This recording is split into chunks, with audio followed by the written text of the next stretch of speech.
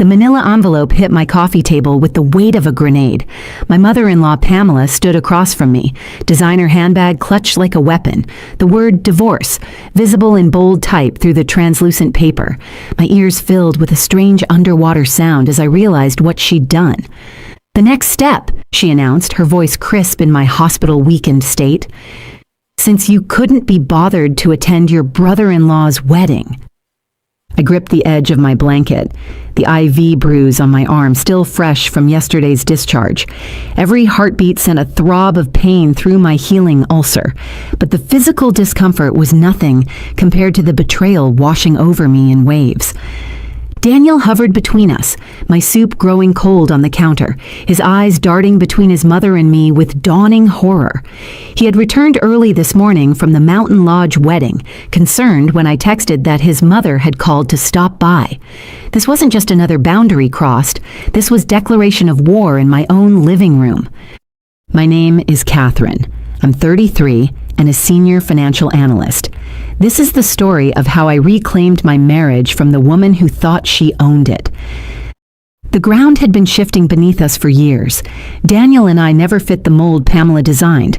Her son, my husband, had abandoned his high-stress marketing career before we married, preferring the quieter rhythm of managing our home while I climbed the corporate ladder. I brought the paycheck. He brought warmth and balance to my structured life. Pamela never accepted this arrangement. At first, her disapproval came in small doses. Backhanded compliments about my masculine ambition, pointed questions about when I'd start cooking proper meals. But over time, her campaign intensified. "You look perfectly fine to me," she'd said 3 days ago, standing beside my hospital bed, arms crossed over her cashmere sweater. "You're upright, typing away. If you can work, you can certainly attend a wedding." I'd just had emergency surgery for a bleeding ulcer. The doctor had given strict orders, 5 days minimum bed rest, no travel. "I'm on intravenous fluids," I'd explained, gesturing to the tube in my arm. "I physically cannot leave." Her nostrils had flared. "If you don't come tomorrow, Catherine," she'd hissed, leaning closer, "don't bother coming back into this family. In fact, divorce Daniel. If you can't respect family obligations, you don't deserve him." I'd pressed the nurse call button without breaking eye contact. When the nurse appeared, Pamela had been escorted out, but her threat lingered like a toxin in my bloodstream. I hadn't told Daniel. I'd let him attend his brother's wedding in peace, thinking I could handle his mother myself. That decision now seemed painfully naive as she stood triumphant in our living room, divorce papers laid out like a trap. She must have used her spare key, the one we'd given her last year for emergencies, to let herself in while I was resting. "What is that?" Daniel asked, his voice tight.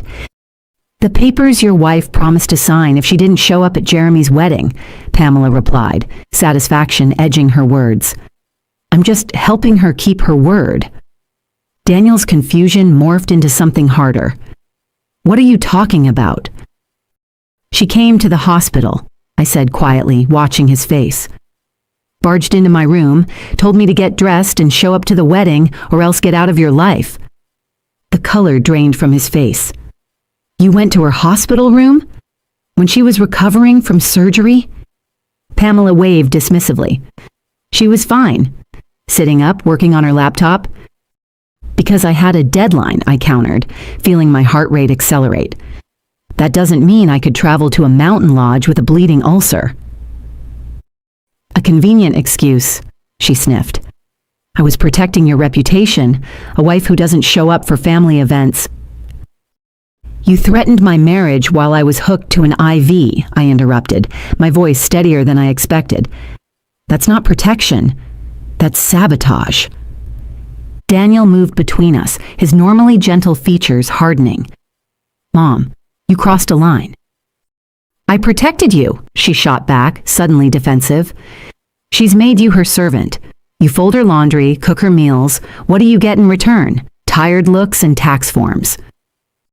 "Enough," Daniel warned, but Pamela leaned forward, voice rising. "She's not a wife. She's a user. You've forgotten who you were before her."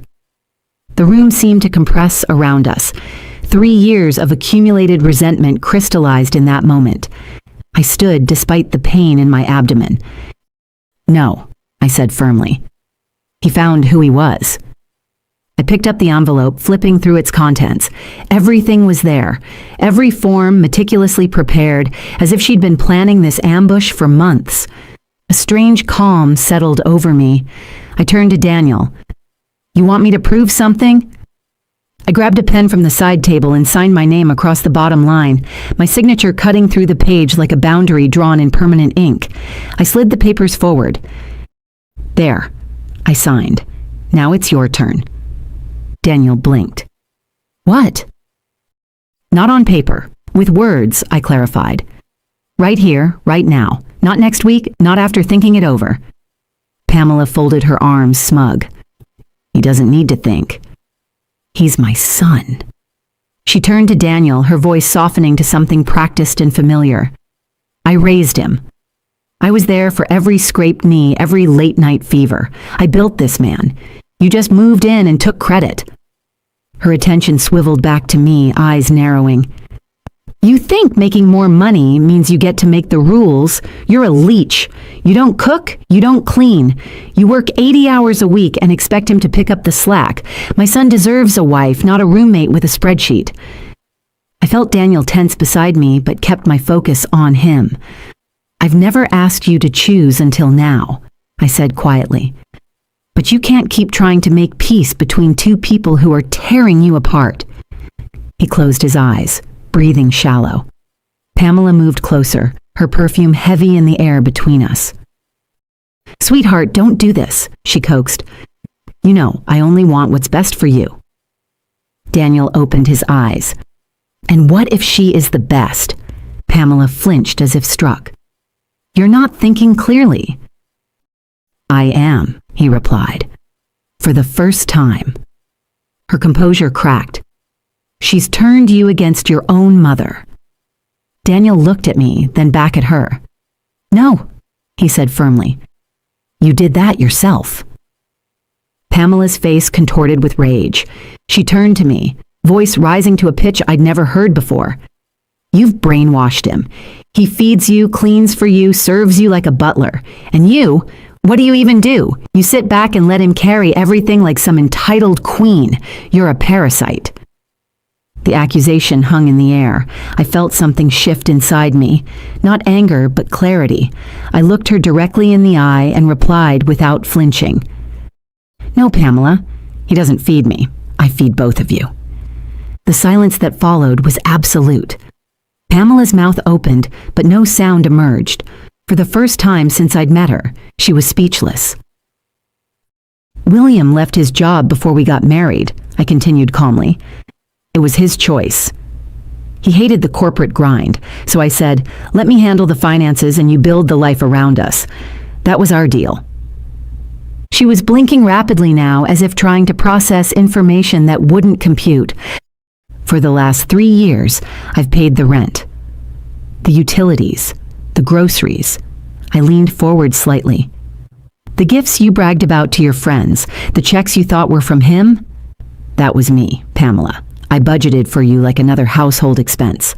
Her skin turned ashen. "But he sent money every month," she protested, voice suddenly small. "For gas and my HOA fees." "Yes, because I gave him a line in our budget called Mom," I replied. "I paid your heating bill last winter. I covered your overdraft twice this year. And the catering for Jeremy's rehearsal dinner? That charge went through on my card because your son asked me to help, and I did." Quietly. Pamela looked down at her hands. The silence that followed was different, no longer tense, just defeated. "You made me out to be a burden," I continued, each word measured. "A parasite. But you've been eating from my table this whole time." Daniel finally spoke. His voice was gentle but firm. "I was going to tell you, Mom. I just didn't want to embarrass you." Pamela still wouldn't look at us. Her shoulders, always squared like armor, now sagged visibly. "I didn't know," she whispered. "I didn't realize." "That was the point," I said. "I never asked you to be grateful, just to be kind." She stared at the floor. "Why didn't you say anything before?" I tilted my head. "Would it have changed anything?" Would you have treated me like family if you'd known I was paying your bills? Her silence was answer enough. Daniel stepped toward her slowly. Mom, we've tried. But this can't continue. You've made Catherine feel like a guest in her own life, and I've let it happen. That stops today. She looked up at him, eyes glossy with unshed tears. You're really going to cut me off? I'm going to set boundaries, he clarified. What you do with them is up to you. There was a long pause, and then, as if a switch had been flipped, Pamela's voice changed, becoming pleading, fragile.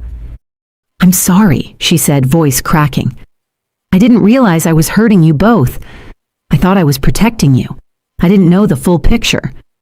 I remained still, studying her performance.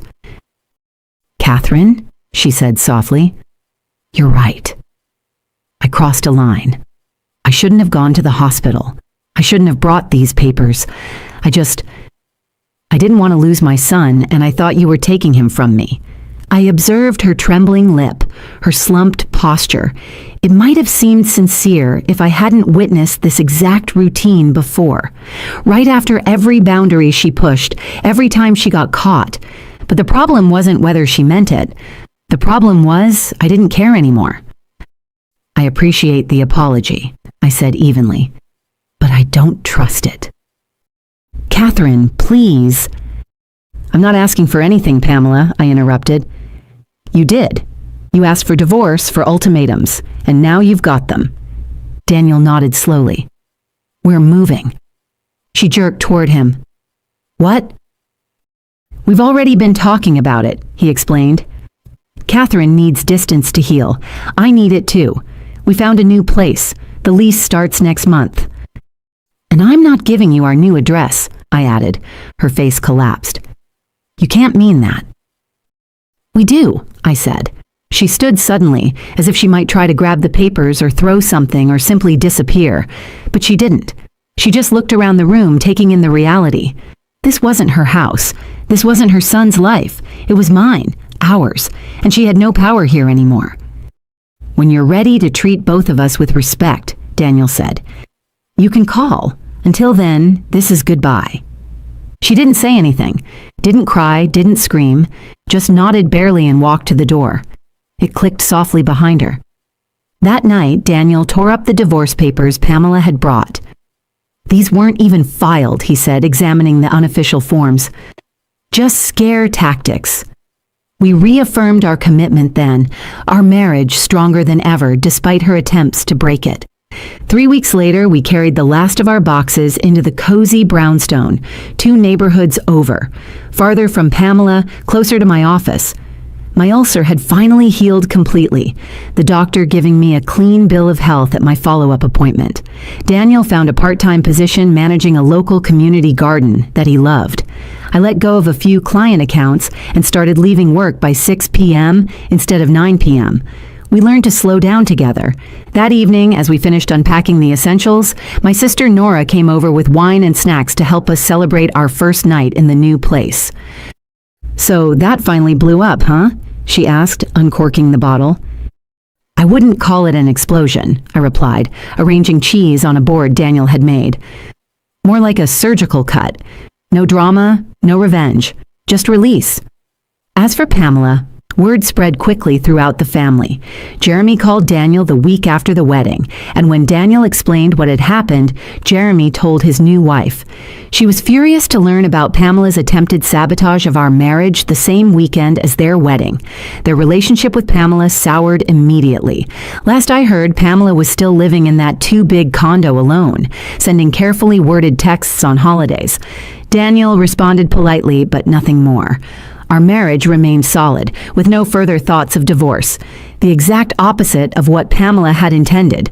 She had spent so long trying to control her children that she forgot how to simply love them. And love, unlike guilt, is not a guarantee. Before you go, here's a quick bonus for sticking around. If you love learning and growing like I do, you need to try audiobooks. I've got an exclusive deal with Audible. Your first month is completely free. That's access to over 500,000 titles, zero cost to you. All the details are waiting in the description. Don't miss this one.